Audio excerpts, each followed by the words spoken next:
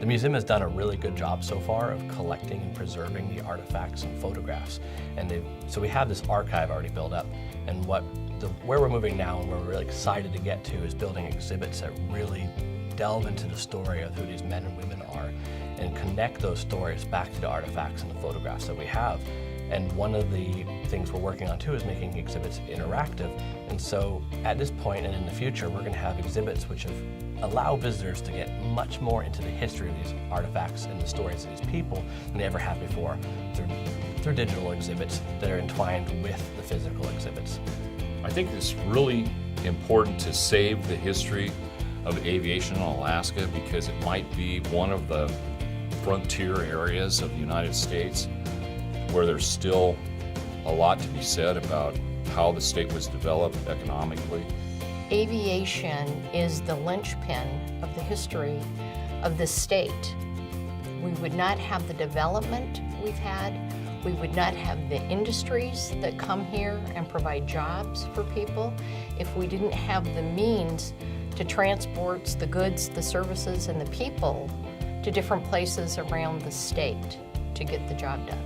The first airplane I saw was in Wiseman, where I was born, in 1924. Noel Ween came in, landed on the gravel bar in front of the store. And so I saw an airplane before I ever saw a train or a car or a big boat. Got here early enough that I got to meet a bunch of the old bush pilots. I'm talking the old pre-war bush pilots. And I ended up eventually going to work for Jack Peck, who was one of them. And these guys were good pilots. They were really good. They had to be because they were flying overweight, underpowered airplanes off of dirt strips or gravel bars. And if you weren't just an exceptional pilot, you would never have made it. And so most of these guys were pretty darn good. The flying was tough, and so they quickly eliminated the ones that weren't good.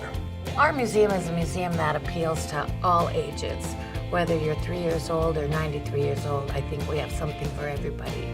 The museum encapsulates not only the past, but it lays out the roadmap for the future of aviation and aviation-related careers for young people, and I think just marks the way for opportunities. But in order to know where we're going, we need to know where we've been.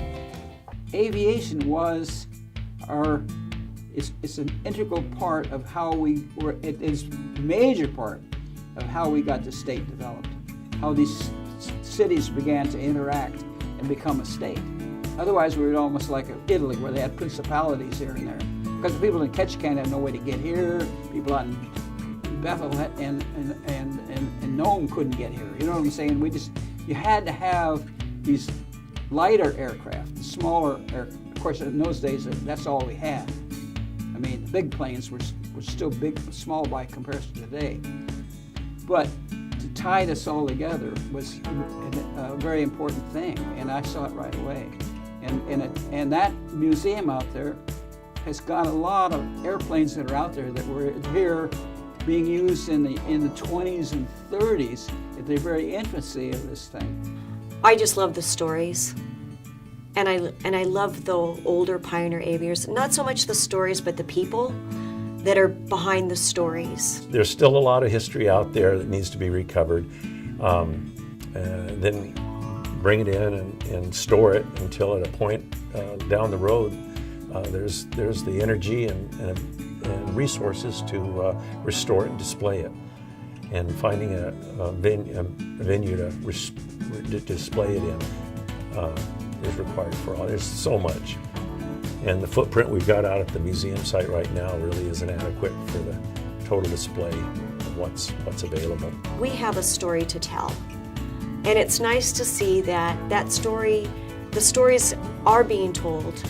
And it's through events like this that we're able to recognize these very special, important people in our aviation history.